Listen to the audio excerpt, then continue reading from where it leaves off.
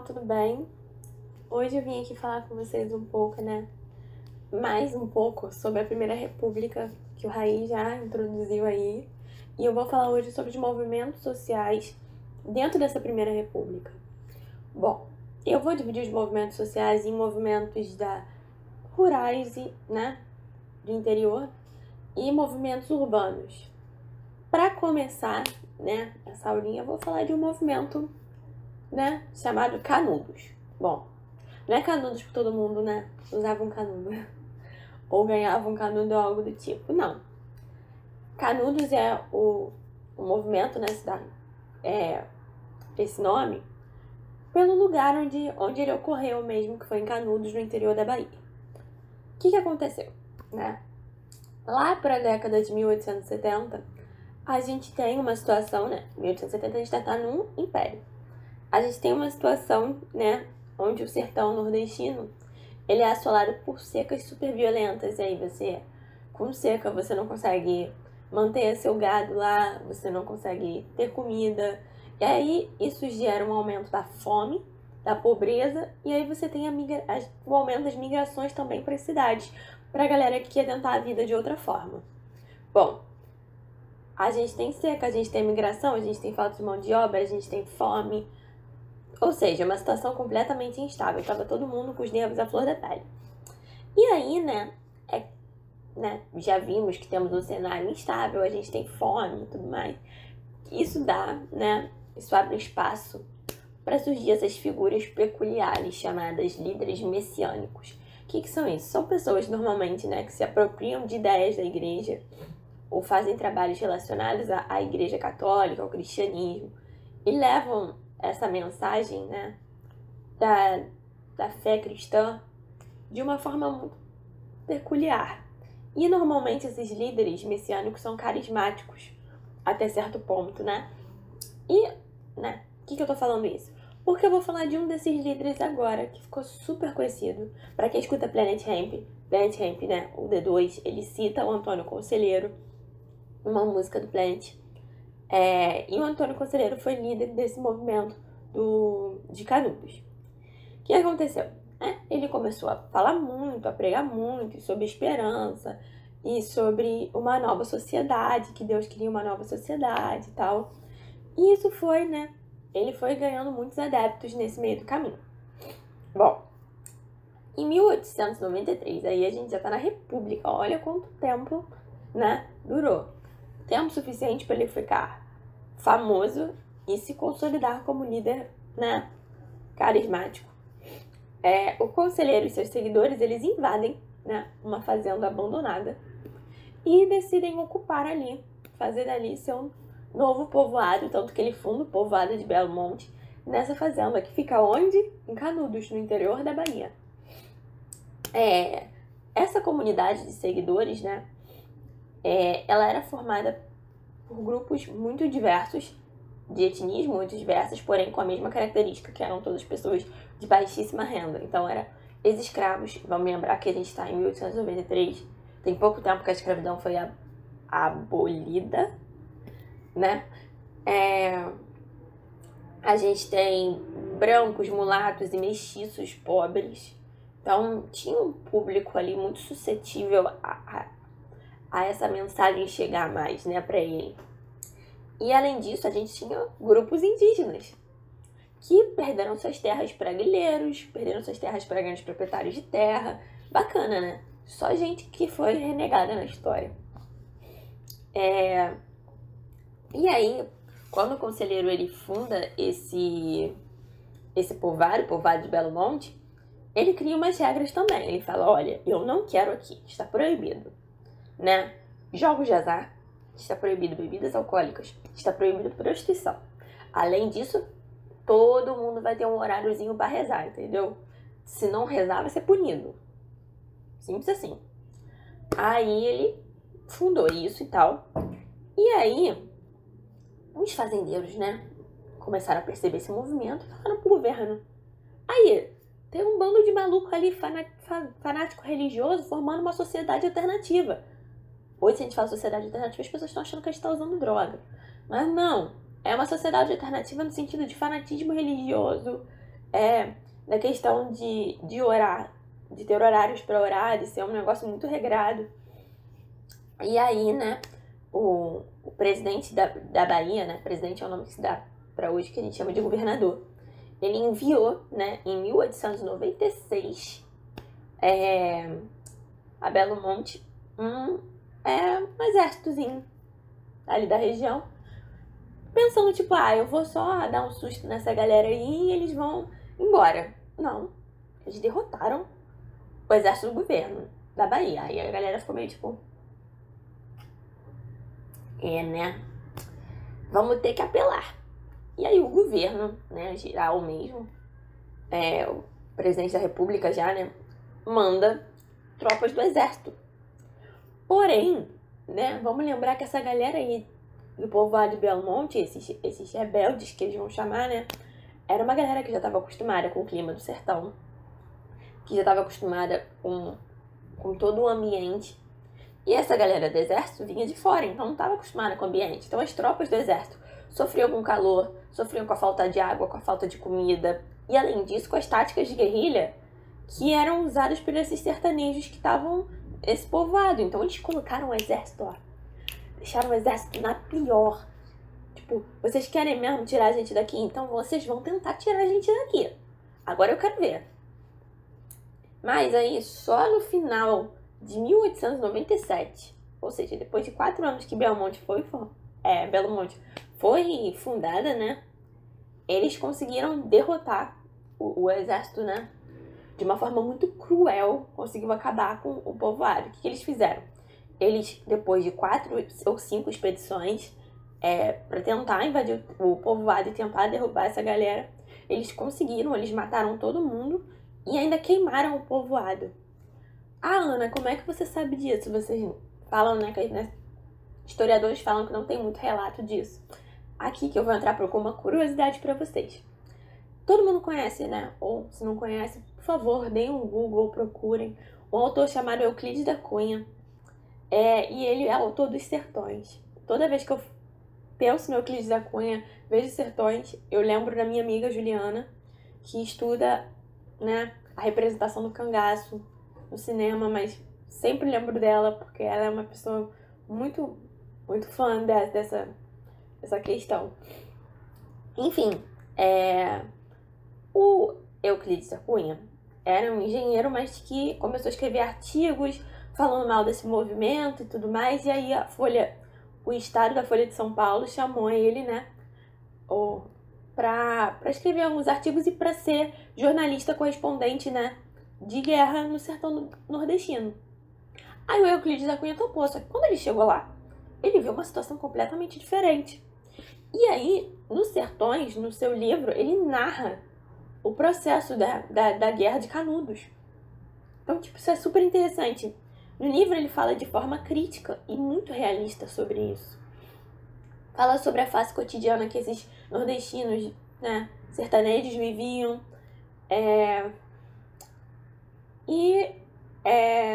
Ele tece críticas ao longo, né, do seu livro, depois de encarar a Guerra de Canudos, de ver como o governo agiu tão brutalmente. Ele tece críticas contra o nacionalismo e o ufanismo exacerbado presente na sociedade brasileira naquele momento. A Ana, você acha que ler esse livro é pertinente? Eu falei, eu super acho. Para quem não leu, eu indico muito ler. Para quem leu, reler, que esse livro é incrível. Mas enfim, eu vou passar agora, né, para o próximo movimento, que se chama Contestado. Diferentemente desse que aconteceu na Bahia, esse aqui vai acontecer mais lá para a região sul. Bom, para quem não sabe, Contestado é uma região que fica entre o Paraná e acho que Santa Catarina. Eu sou péssima em geografia, não sei se já perceberam isso, né? Mas é isso. Fica nessa região ali de fronteira entre os dois estados. E é uma região muito violenta. Primeiro porque tinha a luta contra os indígenas que ali, tipo, viviam e tal.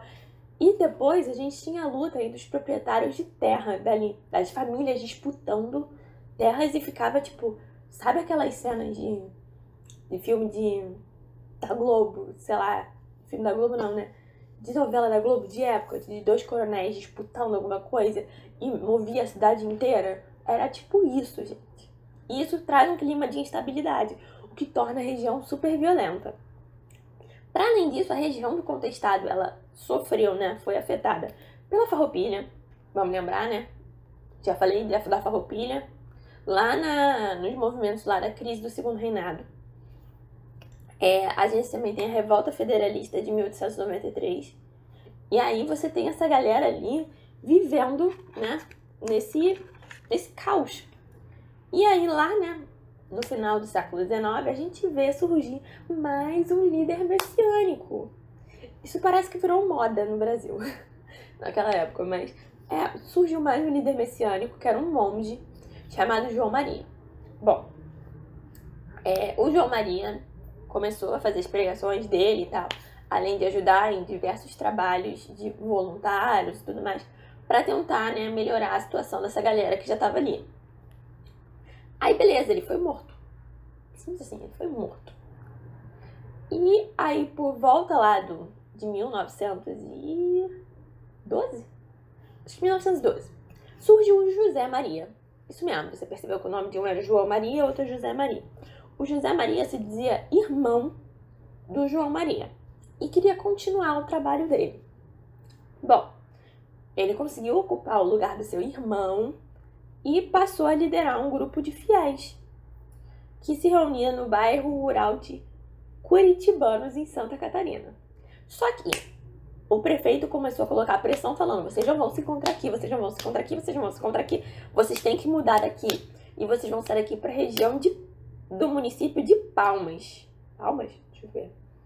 Palmas onde ocorriam disputas. Esse território de Palmas era lugar de muita disputa entre os paranaenses e os catarinenses. Então era uma região de mais conflito ainda. E aí que a galera esses fiéis falaram: quer saber? Vamos deixar pra lá, a gente dispersa, a gente finge que isso aqui nunca aconteceu. Conseguiram até então desmobilizar o movimento. E aí, né, o José Maria acabou sendo morto. Só que começou a surgir uma lenda de que ele retornaria. E essa galera voltou a se reunir e resistir. Ana, por que você tá falando isso? Bom, eu tô explicando isso tudo para vocês entenderem o contexto interno. O contexto externo era... nesse meio tempo aí que tava surgindo o João Maria ou o José Maria, a gente estava tendo a questão de instauração de ferrovias aqui, porque a gente estava tendo um boom da economia do café. Eu já expliquei isso também, o boom da economia do café. E aí, o governo federal cedeu para uma empresa norte-americana, que eu acho que é Brasil Highway, deu para essa empresa um pedaço de terra, tipo, de extensão imensa, que ia de São Paulo ao Rio Grande do Sul, né, pelo litoral, eu acho. E deu esse pedaço de terra e falou: olha só, vocês têm que criar aqui várias ferrovias para a gente conseguir ligar esses dois pontos. E é isso. O governo não ligou para as pessoas que estavam ocupando essas terras. Então, muita gente que tinha terra ali, né, que ocupava as regiões, mas não tinha documentação oficial, mas já ocupava a terra, tinha 1, 2 séculos, né? Essa galera ficou tipo: o que você tá fazendo na minha terra? Que terra, amor? A empresa falava: que terra? Você tem documento? Posso ver esse documento? Aí o cara falava, o fazendeiro falava: eu não tenho documento, senhora, mas eu ocupo essa terra há muito tempo, então você não ocupa mais. Bacana, né? Só aumentou a questão de concentração de terra, o aumento de exclusão social, né? E aí, para completar, essa empresa, ela contratou algumas pessoas da região ali do contestado, algumas não, né? Muitas pessoas da região do contestado, para poder trabalhar nas ferrovias. Só que aí, né, uma hora a construção da ferrovia acaba, né? Aí a empresa falou: obrigada pelos seus serviços, mas vocês estão demitidos. E ela demite para mais de 8.000 operários, gente. 8.000 operários sem emprego. Aí você aumenta a situação de miséria na região, de violência. E aí, isso acontecendo ainda enquanto o José Maria estava vivo e tal, pá. Então, essas pessoas ficam muito suscetíveis a essas narrativas alternativas e até mesmo radicais que envolvem ainda a religião. Bom, aí vem o líder José Maria, lá em 1912, antes de ele morrer, que eles, nessa época, né, ele já tinha muitos seguidores, ele pegou os seguidores do irmão e conseguiu seguir fazendo as pregações dele e tudo mais. E naquele momento, né, ele decidiu, em 1912, depois, ou seja, a galera já estava desempregada, então tinha muita gente suscetível a cair, né, nas conversas dele. Ele resolveu criar uma comunidade religiosa igualitária chamada Monarquia Celeste. O que era isso? Bom, era uma comunidade voltada para os ideais que ele pregava. Essa comunidade, ela fundou diversas cidades ali pela região e se recusava a seguir as ordens do governo. Perceberam, né? É uma comunidade igualitária, mas é igualitária entre eles. Eles não querem interferência externa. E aí o governo fica bolado, porque diferentemente lá do Canudos, que eles só vão combater depois que o Belo Monte já está instalado e tudo mais, no momento que essa galera começou a fundar aldeias, o governo falou: pode parar, não vão fazer. E eles entraram em conflito. Só que essa galera conseguiu ganhar, né? Essa galera rebelde conseguiu ganhar muitas vezes, mas teve algumas derrotas. Mas mesmo com as derrotas, mesmo com a morte do José Maria, eles continuaram resistindo. Continuaram com essa guerra santa, porque pra eles era uma guerra santa, sabe? No sentido de tipo, pô, a gente tá aqui só querendo viver a nossa religião. O que vocês estão querendo interferir aqui? Sabe? Não tem por que interferir aqui. Vocês querem interferir, a gente vai brigar. O governo falou, então a gente vai brigar. Então beleza, então. E entraram em conflito. E aí, os sobreviventes desses conflitos se reuniram na cidade de Santa Maria, né? O nome já diz muito o apelo para a religião. E organizaram nessa cidade, né? Sua base de resistência contra as operações do governo. Para tentar, né, silenciar eles. Só que o governo nessa época já estava sendo muito mais agressivo. Então eles só não enviaram mais de 8 mil soldados, sabe? Eles enviaram também aviões para bombardear a comunidade, gente. Quantidade de pessoas que morreram, sabe? E enviar avião foi na verdade, eu acho que foi o primeiro movimento em que o governo federal enviou aviões para bombardear, sabe? A brutalidade do governo. Enfim, depois de 5 anos, depois de mais de 20 mil mortos, sabe? Baixa dos dois lados, mas 20 mil mortos, gente. É muita coisa. Os rebeldes contestados foram, né, derrotados. E aí a gente acaba o contestado. Mas eu queria falar de um movimento que veio surgindo também, né, nessa área rural, né, chamado cangaço. Chamam o cangaço de um banditismo social. Por que social, né? Diferentemente do banditismo revolucionário, o social, ele tem, tipo... O social, na verdade, nós estamos aqui tentando manter o nosso tradicionalismo colonial, né? As tradições vindas dessa colônia, frente a esse avanço aí desse capitalismo radical e excludente. Bom, para começar, eu vou explicar, né, o conceito, né, do ideal do cangaceiro e vou falar como eles foram surgindo até chegar no famoso, né, a famosa imagem que a gente tem no cangaceiro do Lampião e da Maria Bonita, porque eu não vou citar só um homem, vocês sabem disso. Eu vou citar a Maria Bonita também, porque ela é uma figura importantíssima no cangaço. Juliana, se você estiver assistindo a aula, por favor, me corrija depois, nos comentários.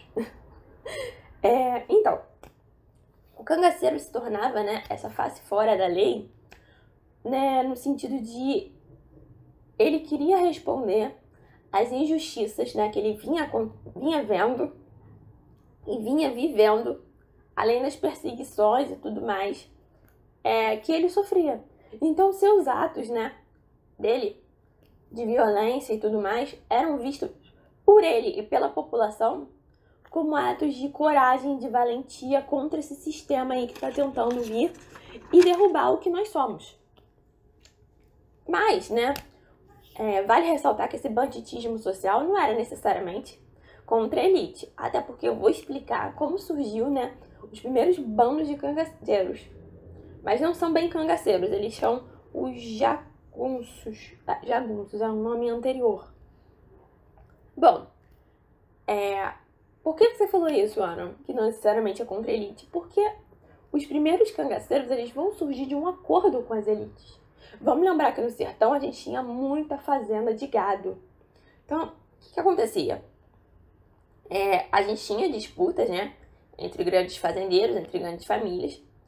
E aí, o fazendeiro vinha fazer um acordo com esse jagunço, ou com esse bando de jagunços. Falava assim, olha, em troca da minha proteção, eu preciso que vocês me ajudem a defender os meus interesses. Ah, como? Né? Conversando com a população? Não, mexendo em arma mesmo. Se eu mandar matar, vocês vão matar. Se eu mandar vocês esfaquearem alguém, vocês vão esfaquear. É isso. E foi assim que foi acontecendo, né? Os primeiros bandos de cangaceiros eram normalmente grupos de jagunços, né? Que defendiam os interesses dessa galera aí, dessa elite. Só que, né? No final do Império, com o agravamento da miséria, com as confusões que tinha, com os movimentos separatistas e com a violência no sertão, a gente começou a observar aí, né, os primeiros bandos independentes, né, desses senhores, desses grandes fazendeiros que criavam sua própria sociedade dentro desses bandos. Mas lá na Primeira República aqui, o cangaço, né, ganha a cara que a gente vê, né, das representações com o Lampião e a Maria Bonita. Vamos lembrar que o bando deles foi tão forte que mesmo depois da morte deles, nenhum bando, nenhum grupo de cangaceiros chegou a ocupar o lugar deles. Então, tipo, isso é super importante, gente. Bom, agora, né, eu falei dos movimentos, né, rurais, eu vou entrar nos movimentos urbanos. Mais uma vez, vai ser Ana Carolina falando pela milésima vez sobre reforma do Pereira Passos, reforma urbana, revolta da vacina. Vai ser eu mesmo falando isso pela milésima vez.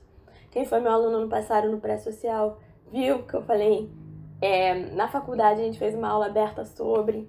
Depois eu vou fazer uma aula aqui só sobre esse assunto. Mas enfim, por que você vai falar de reforma urbana, Ana? Para vocês entenderem o que motivou a revolta da vacina, eu preciso voltar nos antecedentes disso. Bom, para começar, vamos lembrar que a gente sempre teve um ideal muito... Nosso país é meio atrasado. Ai, olha como os europeus são lindos. Ai, olha como os Estados Unidos é super moderno. A gente tem isso. E, né, vamos lembrar que a gente tinha acabado de proclamar a República, não tinha nem 10 anos que a gente tinha proclamado a República. E as elites do país, né, já tinham esse plano de querer passar uma imagem mais progressista, moderna do nosso país. O que eles queriam? Eles queriam reformar o Brasil, dar uma cara nova para ele poder, né, se igualar aos países europeus. Bom, para que estava acontecendo ao redor do mundo? Muitas cidades estavam se modernizando, inclusive a minha linda, querida, maravilhosa cidade de Paris. E é nessa cidade que a gente vai prestar atenção, porque foi nessa cidade que a nossa reforma urbana foi baseada. Foi por isso que o Pereira Passos trouxe pombo pra cá. Eu vou sempre reforçar isso, porque eu não gosto de pombo. E eu odeio esse homem porque ele trouxe pombo. Enfim. Por que ele trouxe pombo pro Rio de Janeiro? Né? E por que a cidade do Rio de Janeiro foi foco dessa reforma urbana? Primeiro, a cidade do Rio de Janeiro era a capital do país. Então ela precisava né, ser o símbolo de modernidade. Se ela era um símbolo do nosso país, ela precisava ser o símbolo de modernidade também. E aí, o presidente da época, Rodrigues Alves, botou a mão na massa para executar esse plano. A mão na massa tem muitas aspas. Ele mandou alguém fazer. Bom, primeiro, ele deu plenos poderes para o nosso prefeito da época, que era o Pereira Passos, para executar essa reforma urbana como ele bem desejava. E aí, para além disso, ele nomeou o sanitarista Oswaldo Cruz. Isso mesmo, o cara do nome lá da Fundação Oswaldo Cruz é ele mesmo. Para darem, né? Para darem forma para essa reforma. Parabéns, Ana Carolina. Ó, seu cérebro tá raciocinando super bem com antialérgico. Bacana. Enfim, para eles colocarem em prática, em execução, essa reforma. Aí, né? Quem foi a pessoa responsável pelas obras urbanas aqui? Todo mundo conhece o viaduto Paulo de Frontin, que mora aqui no Rio de Janeiro, sabe? É esse cara mesmo. O Paulo de Frontin, ele era o engenheiro responsável pelas obras que iam ocorrer na cidade do Rio de Janeiro. É dele que veio a ideia de abrir uma avenida imensa ali, ligando a Zona Sul ao centro, né? A galera da elite ao centro. Em abrir uma avenida imensa no centro, no meio do centro da cidade. Mas, né? Caramba, como é que a gente vai fazer isso? Simples, a gente vai derrubar todo mundo, vai derrubar todos os cortiços. Tô cagando pra essa galera que vai estar morando ali. Eu vou usar a desculpa sanitarista, né? O Oswaldo Cruz vem e fala, não, tem que derrubar os cortiços, porque cortiços são lugares de onde a gente tem muita difusão de tuberculose. Bom, o que são esses cortiços pra eu começar a explicar, né? E vocês vão ver a revolta no meu olhar. Os cortiços eram lugares onde a população de baixa renda vivia, né? Normalmente dividiam num ambiente, às vezes uma família vivia num ambiente, uma família, digo, pessoas com 6, 7, 8 membros da mesma família, viviam num ambiente minúsculo, com pouca circulação de ar. Mas viviam ali para viver perto do seu trabalho. E aí, né, vem essa desculpa sanitarista, que fala, não, tem que derrubar os cortiços.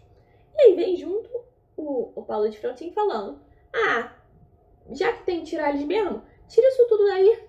Tira isso tudo aqui do centro da cidade que dá uma aparência muito feia. Um ar muito colonial, um ar muito sujo, sabe? Podem tirar tudo. Mas você avisou o morador? Você não avisou o morador que tá ali, né? Você só fala, sai, porque a gente vai derrubar. E aí os próprios moradores apelidaram esse movimento, né, de derrubada constante de cortiços de bota abaixo. Porque era só isso que eles sabiam, que eles ouviam. Pode botar abaixo.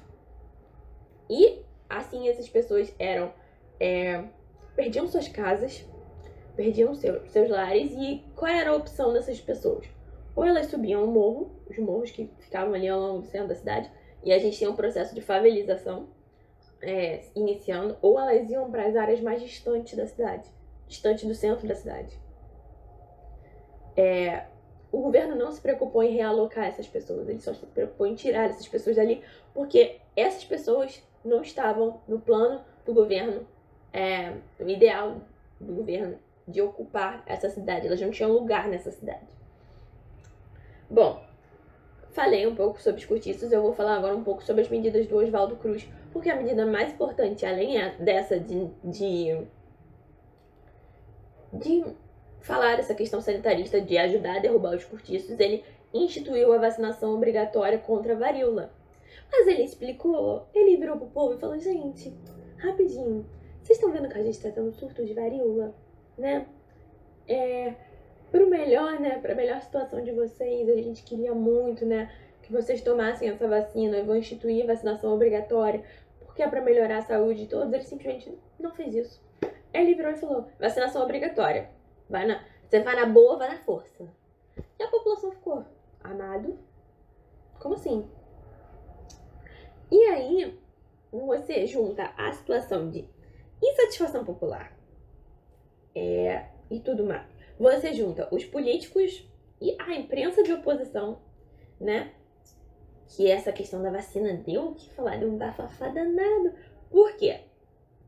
Porque esses políticos e essa imprensa alternativa, junto com a insatisfação popular, né, com o povo, eles iniciaram uma campanha contra essa medida da vacinação obrigatória, porque eles afirmavam que essa vacinação obrigatória era uma violência contra a própria liberdade deles, de querer ou não tomar a vacina, e que a vacina provocava mais a doença do que imunizava a doença, né? Não é a minha especialidade, eu não sou de biologia, mas eu ia tentar explicar como é que funciona a vacina, mas nem eu não consigo verbalizar. Mas enfim, aí você junta isso tudo, né? A galera fica bolada. Você vê familiar seu morrendo, você vê sua casa sendo invadida pra você tomar vacina, tá com desemprego, pobreza, você é realocado. Na verdade, você é realocado não, você perde sua casa, você tem que se mudar. Caraca, cara, que caos. E ainda tem essa droga dessa vacina, mano. Pra que precisa disso?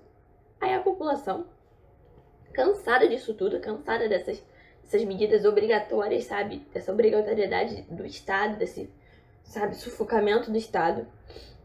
Eles, né, resolvem colocar essa insatisfação pra fora, começando uma revolta, chamada Revolta da Vacina.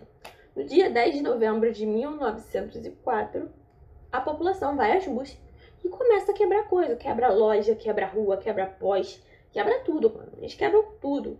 Eles viram bonde, que mais? Eles armam barricadas no meio das ruas do Rio de Janeiro. Então, assim, caos. Muito caos. Só que, né, o governo, vendo essas multidões na rua, juntou o útil ao agradável, né? Queria tirar um certo grupo da rua para limpar a imagem do Rio de Janeiro e limpar as ruas, né? Esse limpar com muitas aspas, de imagens que não eram bem quistas pela elite. Então, o que eles fazem? Eles saem prendendo as pessoas adoidado, sem qualquer tipo de julgamento. Mas tem uns grupos específicos que eu vou citar. Bom, eles prendem, né, aquelas galera que eles chamam de indesejáveis, que são moradores de rua, líderes populares, jogadores de capoeira, e a galera que era caracterizada como malandra era presa e exilada para trabalhar na Amazônia. Ah, cara, por que eles fizeram isso? Bom, como eu falei, eles queriam uma imagem pro Rio de Janeiro e queriam se livrar das pessoas que atrapalhariam essa imagem. Então, se livrar dessas pessoas estava nos planos do governo nesse momento. Então, tudo foi super pensado. Essa exclusão, né, essa retirada dessas pessoas, essa exclusão social de pegar a população de baixa renda e jogá-la para longe dos centros de poder e de lugares onde a elite frequentava, era muito coerente, sim, com o plano, né, das reformas, com o plano que eles queriam para o Brasil e tudo mais. Outra reforma, né, outra revolta que aconteceu na cidade do Rio de Janeiro foi a revolta da chibata. Bom, para começar, né, não sei se vocês sabem que a chibata é um tipo de punição que se tinha, né, você tomava chibatadas e tal. E normalmente eram castigos muito pesados, castigos que eram utilizados já na época da escravidão, né, muito, né, na época da escravidão, mas que mesmo depois da escravidão passaram a ser, continuaram a ser utilizados. Então, desde a época lá do Império, né, mesmo antes da escravidão acabar, o que acontecia? Desde o Império, o recrutamento dos soldados, marinheiros e tal, era feito de forma muito violenta. Então, eles eram, tipo, forçados a se alistarem, era muito arbitrário e caía muito sobre a população mais pobre. E os homens recrutados, eles sofriam muito na rotina, né, do exército, da marinha. Por quê? Eles sofriam constantes violências. Que elas iam desde a péssima alimentação, né, que eles eram não é subordinados, esqueci a palavra, que eles eram submetidos a castigos corporais. Tipo, o castigo corporal naquela época, mesmo no Império, já era inaceitável. Imagina depois que a gente tem a abolição da escravatura e fim do Império, essa punição corporal se torna cada vez mais inaceitável e os marinheiros, os soldados se tornam cada vez mais intolerantes a essa situação. E aí, né, em 1910, aconteceu que um marinheiro chamado Marcelino Menezes, ele servia no Couraçado de Minas, que estava aqui na Baía de Guanabara, foi condenado a 250 chibatadas.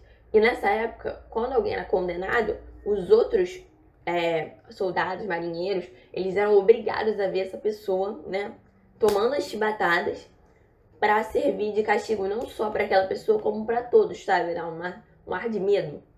Enfim, só que os companheiros dele simplesmente não se contiveram e partiram para cima e começaram a se rebelar. E aí eles tomaram o Couraçado de Minas Gerais e tomaram outros 3 navios também que estavam lá na Baía de Guanabara. Caraca, Ana, como é que eles fizeram isso tão rápido? Ninguém é bobo, né, gente? Eles se precipitaram com esse movimento, né, de ir para cima na questão de ver o companheiro sendo chibatado, mas eles já tinham essa revolta planejada, ó. Coloca tempo aí. Enfim, o que eles fizeram? Eles conseguiram, né, já estavam minimamente organizados, então eles conseguiram tomar os navios, tipo assim, super rápido. E aí, o líder da revolta era o João Cândido. Vale lembrar que o João Cândido era um marinheiro negro. Então a gente tem um negro como líder de movimento. O que ele fez? Os líderes do movimento, além dele, mandaram matar o comandante e outros oficiais, né, do navio Minas Gerais e de outros navios. E que ele virou e falou assim... mandou um rádio pro presidente e falou assim: querido presidente, né? O nome do presidente era Hermes da Fonseca. Tinha acabado de assumir, por sinal. Enfim. É do presidente? Então, quem fala aqui é o João Cândido. A gente tomou 4 navios de vocês. Nós temos, né, canhões de bomba apontados para a cidade do Rio de Janeiro. E se você não cumprir as exigências que eu vou falar, a gente vai bombardear a cidade. Bacana, não? Agora você vai ouvir o que a gente tem pra dizer? Aí o Hermes da Fonseca fica: ferro, eu não tenho o que fazer. Esses caras estão com bombas apontadas pra cá, pra cidade, né? Canhões de bomba apontados. O que a gente faz? Aí, né, ele leva a questão pro Congresso. O Congresso, né, aprova as reivindicações. Mas vamos dizer que aprova, mas não faz. Por quê? Eles aprovam reivindicações. Aí passam um rádio lá pro João Cândido e falam: ó, tá tudo aprovado, vocês podem sair. Nossa, a gente fica tipo: nossa, o governo realmente cedeu, né? Caramba, ganhamos. No momento que eles saem do navio, eles ancoram aqui, ali na margem da Baía de Guanabara. Os líderes do movimento e muitos outros são presos e exilados também na Amazônia, gente. A Amazônia nessa época era um lugar onde, ó, você mandava gente que você nunca mais queria ver. Porque a chance dessas pessoas sobreviverem a isso era muito baixa. Por sinal, o João Cândido sobreviveu e foi condecorado depois como almirante negro. Então, assim, dá pra ver que tinha muito clima de instabilidade presente, né? Tanto no interior quanto nas cidades, a gente tem muita insatisfação popular. Muita mesmo. E para fechar com chave de ouro essa aula que deve estar enorme, eu vou falar da Grande Greve de 1917. Para quem não sabe, ao longo da segunda metade do século XIX, o Brasil começou um processo muito longo, muito piquitito de industrialização. A gente até tinha, né, algumas grandes indústrias e tudo mais, com máquinas a vapor, com muitos funcionários, mas normalmente eram aquelas indústrias pequenininhas, sabe? Tipo manufatura. Não é bem manufatura, como é que eu posso explicar? Basicamente isso, sabe? São pequenas oficinas que eram voltadas para produzir bens de consumo Tudo aqui, né? Até as grandes indústrias eram voltadas para produzir bens de consumo do cotidiano. Só que boa parte dessa mão de obra ela vinha, né, dos imigrantes. E vamos lembrar que a gente teve um estímulo aí, né, no final do século XIX, do meio para o final também, né, de vinda de imigrantes para trabalhar aqui nos cafezais. Falei certo? Acho que sim. Cafezais. E essa galera também saiu de lá dos cafezais e foi para as cidades tentar uma vida melhor, ou seja, trabalhar nessas indústrias. Só que você pensa que a vida era melhor para eles? Não, não era. Vamos lembrar que essa galera, né, do capitalismo monopolista queria lucrar muito, gastando pouco. Então, como era a condição de trabalho dessas pessoas nessas indústrias, né? Eram 16 horas trabalhando por dia, 6, 7 vezes na semana, ou seja, não tinha dia de descanso, era trabalhar todo dia. Não tinha idade mínima para começar a trabalhar, então uma criança podia estar trabalhando nessa fábrica assim. E aí, para buscar reverter essa situação, a gente começa a ver esses operários formando ligas operárias para reivindicar direitos trabalhistas e tudo mais. Por que eu tô falando tudo isso? Porque em 1917 a gente tem uma grande quantidade de greves organizadas por esses líderes e essas ligas operárias que, né, visavam buscar mais direitos trabalhistas mesmo. O que culminou para essas pequenas greves, né, separadas virarem uma grande greve, uma greve geral, foi a morte de um manifestante. De uma das greves organizadas principalmente pelo movimento anarquista. Vamos lembrar que essa galera esses imigrantes eram europeus, então eles tinham muita influência assim do anarquismo. Do anarquismo que veio da Itália e tudo mais. Então eles tinham muita influência mesmo. E aí, essa galera anarquista pegou a morte dessa pessoa, né? Na verdade, todos os trabalhadores se simpatizaram com essa morte, viram nessa morte a personificação da injustiça que eles viviam e simplesmente pararam. Então, mais de 70 mil operários, né, trabalhadores, pararam e foram para as ruas de São Paulo, né? E aí o governo ficou muito chocado e perguntou, bom, quais são as reivindicações de vocês? Pra gente, né, tentar negociar aqui, porque não dá pra vocês pararem, porque a gente precisa de vocês. E não dá, a gente entende aqui que não dá pra vocês continuarem vivendo nessas situações. Entre as reivindicações deles, eles queriam um aumento salarial, eles queriam um fim de trabalho para menores de 14 anos, e do trabalho noturno para as mulheres e menores de 18 anos. Vamos lembrar que a gente tinha uma crescente violência no Brasil em geral.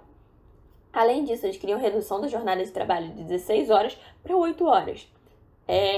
E queriam redução nos aluguéis que eles tinham que pagar. Bom, após, né, muitas tensões, muitos debates e tudo mais, eles conseguiram, né, aceitar aí os 20% de aumento, a redução ainda de algumas horas de trabalho. Enfim, a gente vê que essa luta, né, dos operários por melhores condições trabalhistas, ela vem ocorrendo há muito tempo. Então, quando Vargas dá alguns direitos, né, dá a CLT e tudo mais, ele não dá porque ele é uma pessoa super boazinha. Ele dá porque ele tá vendo, ele vem acompanhando, né, vem vendo essa luta dos operários. Então, mais pra frente, né, quando a gente for falar de Era Vargas, eu espero que vocês lembrem dessa aula de hoje e lembrem dessa greve e da questão do desenvolvimento, né, dos operários. Bom, eu espero que vocês tenham gostado da aula de hoje. Ela ficou enorme. Eu sei que ela está enorme. Mas vejam, por favor, é com carinho que a gente faz. E é isso.